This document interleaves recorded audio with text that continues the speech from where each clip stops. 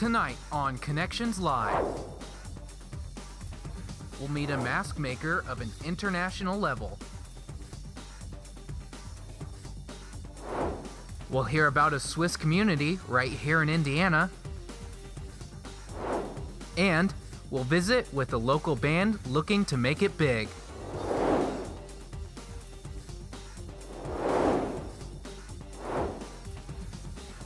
Connections Live starts right now.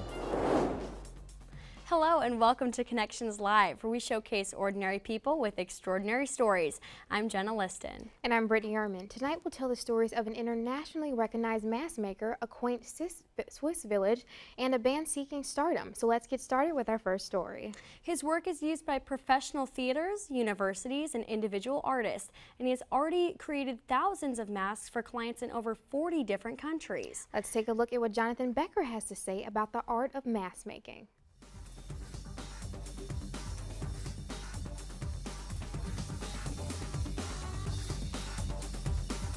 What I call myself is the owner-operator or the lead artist at theater-masks.com.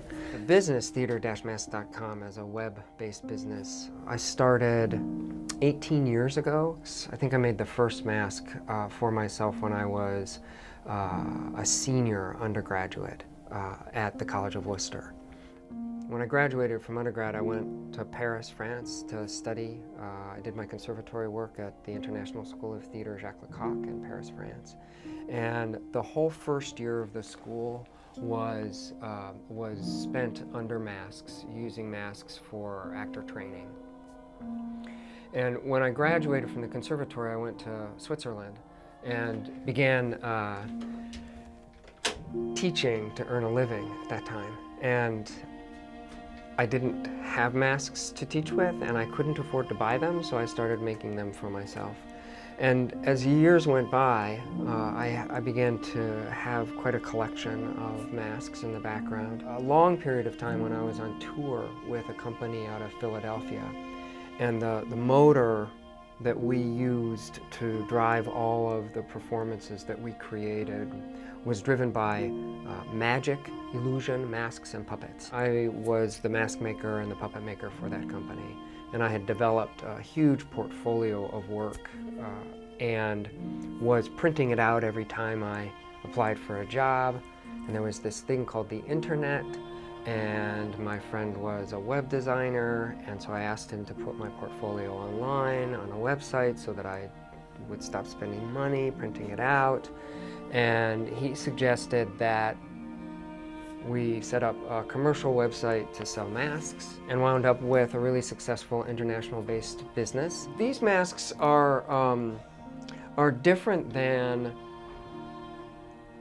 masks used purely for costume or ritual or celebratory use. Masks for theater and performance are referred to as living form or living sculpture. They're designed to change expression and change form as they move through space.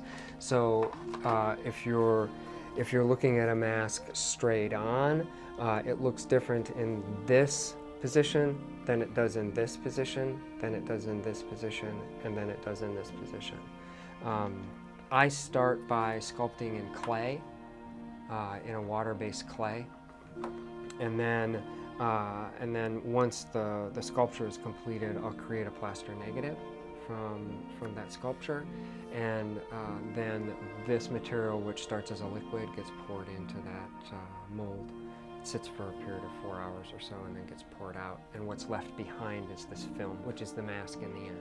Color is a pretty, it's a pretty significant and meaningful thing. Colors speak to us from a cultural point of view in a very specific way. Red, for example, means something very different for us than it does for the Asian cultures. And when we put it on a face, it begins to mean something significantly different than what we might see otherwise. And so the colors that go into pieces are very decided. But if a client asks for the paint treatment to be different, then I'll go ahead and paint them in a different way. Every mask is different, but they're all trimmed in the same way. In the same way that the finished painting is all it's one technique for all the masks, but every mask is different. So you have to really learn the technique that is applied to everything, because it's a freehand thing. It's not like computer design or anything. It's not cookie cutter, and therefore every mask actually will be a unique piece when it leaves the studio. One could ask the artist, why do it at all? Because it's so difficult to make a life in it. And I do it because I believe that it gives something into the world that is necessary.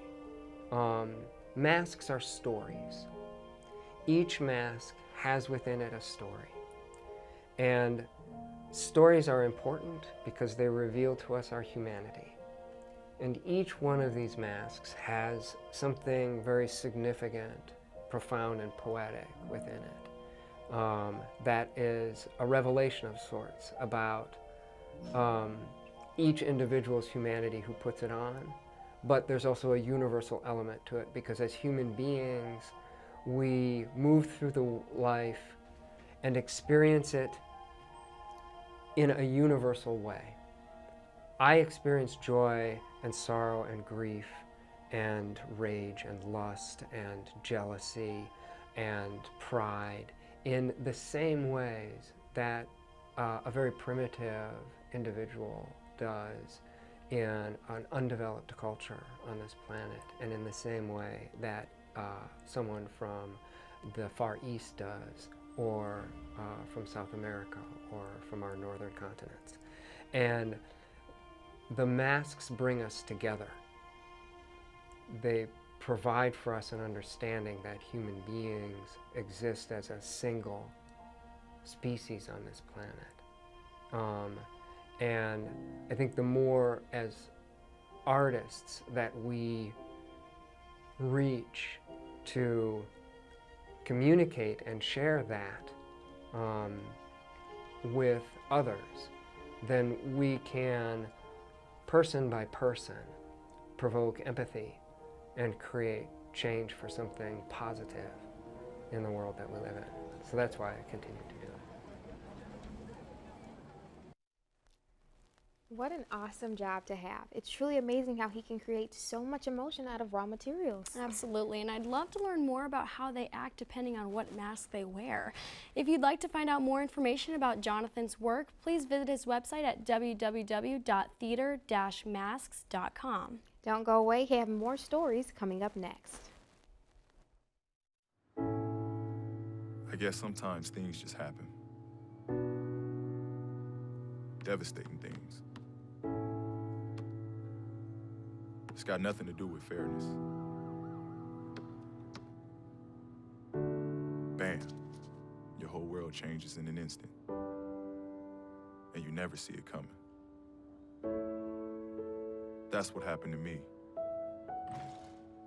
the day my mother had a stroke. I'm Paul George, and I want you to learn the signs of a stroke fast. F-A-S-T.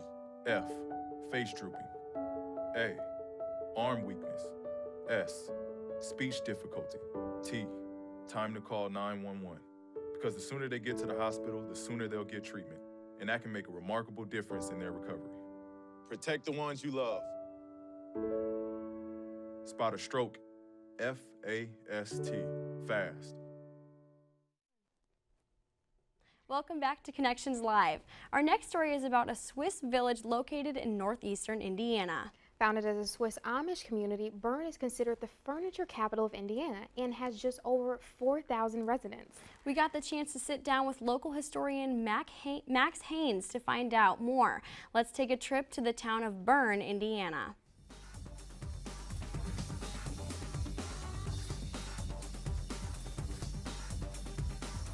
Haynes, and I'm one of the amateur historians of Berne, probably for the last 35 years or so.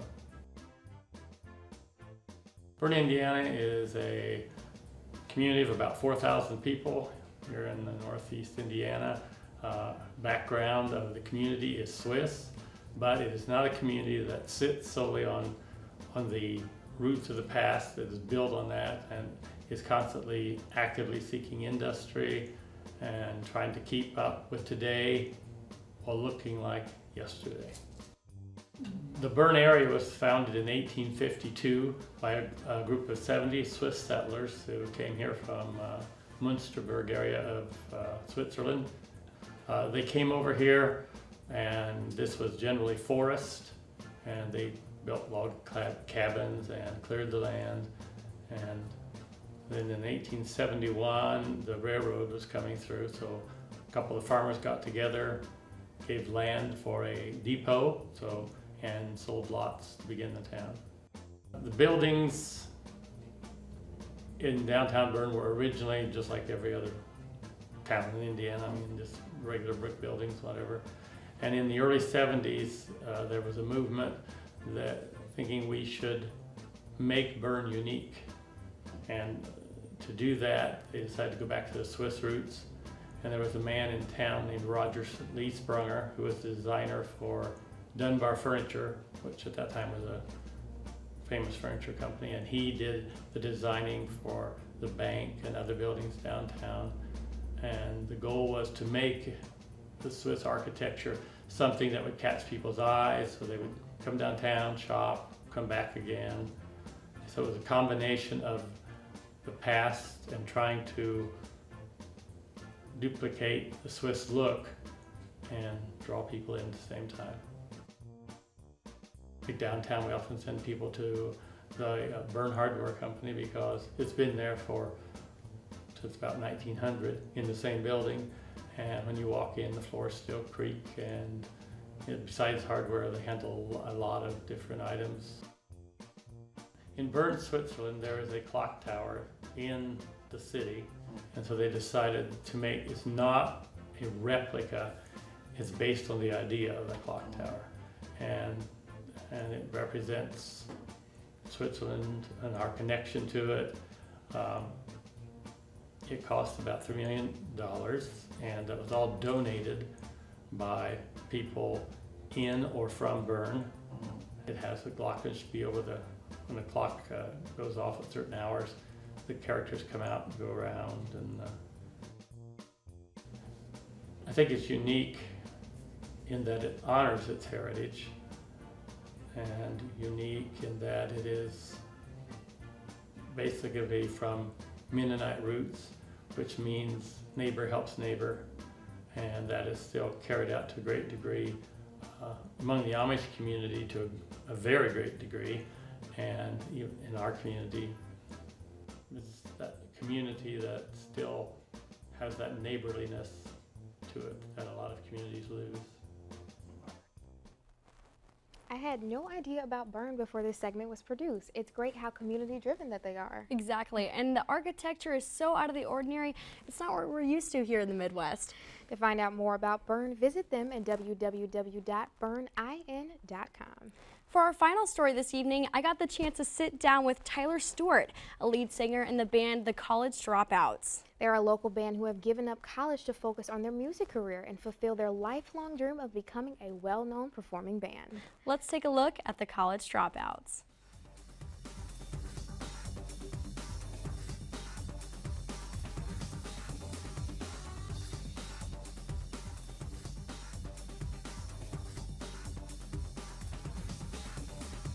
Hello everyone, yeah, what's up? We're College Dropouts.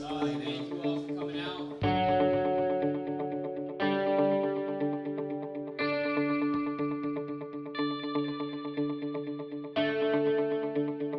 I want to say like 10 or 11, I started doing like acting and musicals and things like that. And it wasn't until like high school when I really like discovered music was what I really wanted to do.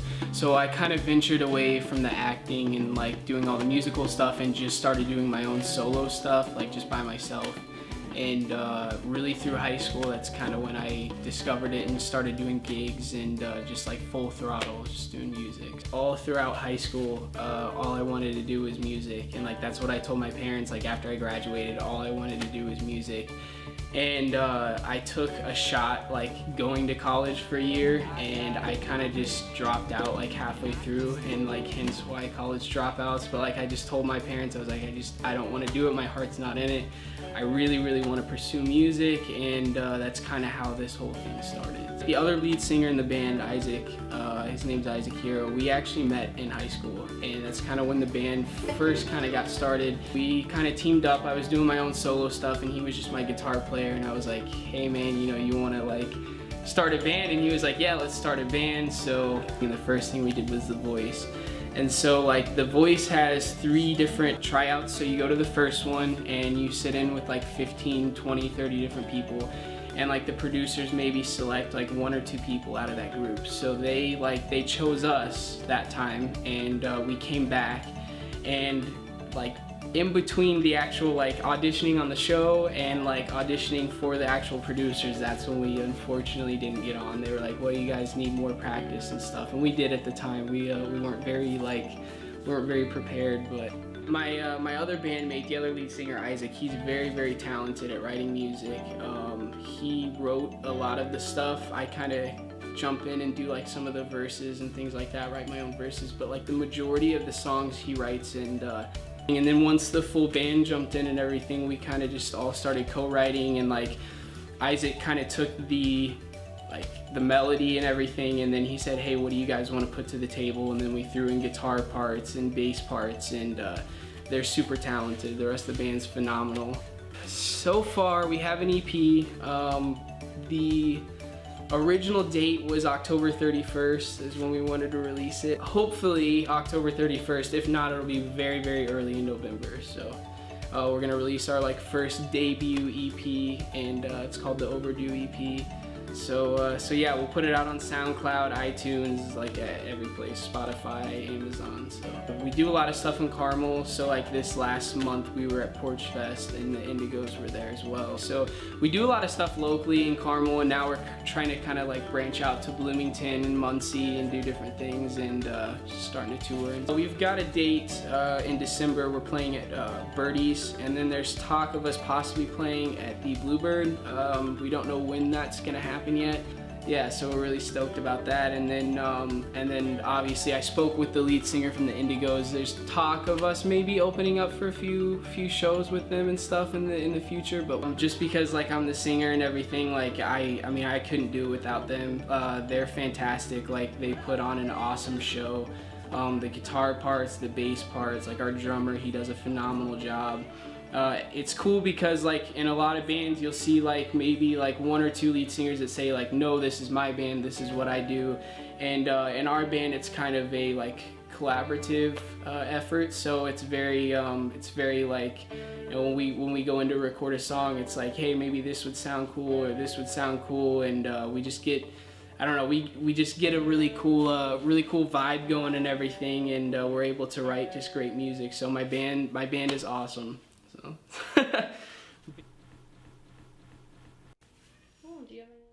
You know, I really love that style that they've developed so far.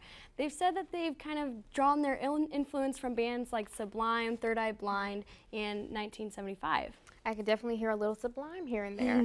To listen to more about their music, you can visit their Facebook page at www.facebook.com/extracreditofficial. We have a special musical guest for you after the break. Connections Live will be right back.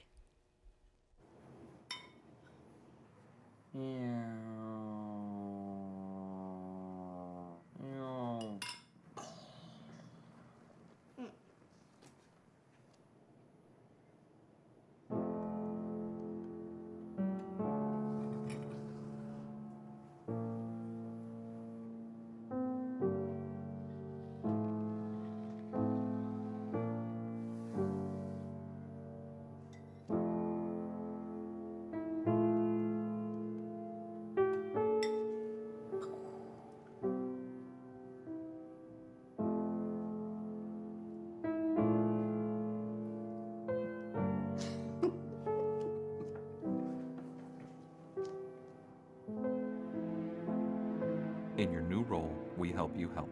Visit aarp.org/caregiving for information on how to provide even better care for the person who once took care of you. Hart, what's going on? I'm leaving. Why? What did I do? Not enough. You constantly ignore me. You barely eat anything healthy. You're half as active as you used to be. The pressure is just too much. I quit. Okay, I get it. I'll do better. Just, please, don't leave. Okay. But remember, if I go, you go. Listen to your heart. Don't let it quit on you. Uncontrolled high blood pressure could lead to stroke, heart attack, or death. Get yours to a healthy range before it's too late. Welcome back to Connections Live. Like we said before the break, we have more music for you right now. Hailing from Muncie, Indiana, this Indigos band has expanded from a small setup into a large 8-person group. Not only that, but they have played at venues in Indianapolis, Illinois, and even California. And we're glad to have the Indigos in the studio today. So welcome. We're so happy to have you here. Thanks for having us. So tell us, how did you get your start in music? How do you want to start off? Yeah, well, I mean, I started way back in 5th grade when I started taking private guitar lessons, started singing in 6th grade, and I knew performing was what I wanted to do ever since I did it all through high school. I just had to find the right people to do it with. Similar story. My sister started to play guitar when she was 2, and I was 6, and I got jealous, so I wanted to start to play. And it's been history ever since, so. Cool. And so what would you say is your biggest influence on your music? On the bands or us individually? Probably in the bands as a whole. Mm-hmm. I mean, we like to mesh like a funk style with kind of rock. I would say the song like Uptown Funk, Mark Ronson, a lot of stuff he produces, and Bruno Mars, it's a very similar sound. The Foo Fighters, we like to add a lot of rock in there. Hutch, what do you think? I mean, we come from a diversity of all of us. There's quite a few of us in the band that are actually like metalheads that have just kind of randomly integrated even some heavier stuff to it, but we were able to blend the style that people seem to like really well. Nice. Okay, and if we want to see you play, where should we go? We'll be playing Be Here Now, December 11th. Should go around 11 p.m. And then we'll be playing the 4th Floor Blues Club in Richmond, Indiana for New Year's. Awesome. Exciting. So, and one last question. If we wanted to listen or even download and buy your music, where can we go to do that? You can go to our website, indigoarmy.com. There's a link to our music from there. You'd be able to find it nice and easy, as well as any of our music videos that are online on YouTube. All right. Well, thank you guys so much for being here today. That's it for Connections Live, where we showcase ordinary people who share those extraordinary stories. Have a great night.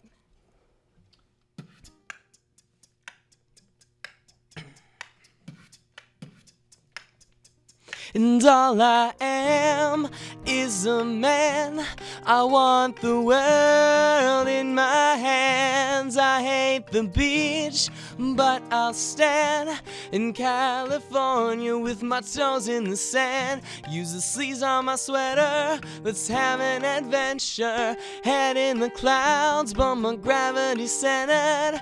Touch my neck, and I'll touch yours. You in those little high-waisted shorts. Oh, she knows I think about what I think about. One love, 2 mouths. One love, 1 house. No shirt, no blouse, just us. You find out nothing I wouldn't want to tell you about. No, 'cause it's too cold for you here now. So let me hold both your hands in the holes of my sweater. If I may just take your breath away, I don't mind if it's not much to say. Sometimes the silence guides your mind to move to a place so far away. Yeah, the goosebumps start to race the minute that my left hand meets your waist. Then I'll touch your face, put your finger on your tongue, 'cause you love the taste, yeah. These hearts adore, everybody gon' beats hardest for. Inside this place is warm, outside it starts to pour. Coming down, 1 love, 2 mouths. 1 love, 1 house. No shirt, no blouse, just us. You find out nothing I wouldn't want to tell you about. No, no, no, 'cause it's too cold for you here and now. So let me hold both your hands in the holes of my sweater. Whoa.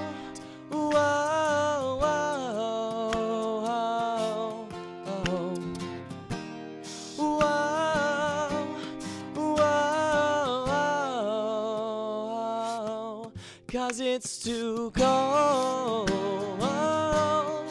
for you here now. So let me hold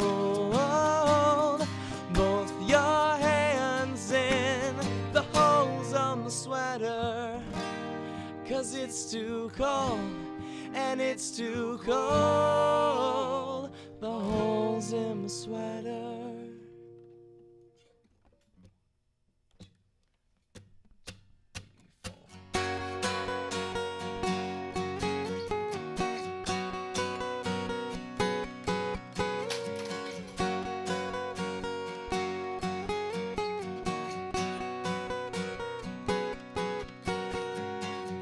Lost in conversation, time it seems to pass so right by me. I don't seem to care, as long as you're right here with me. Let's move faster, slow down what we got going on. Soon it's too late, so why not live in the moment one last time and hit the lights and run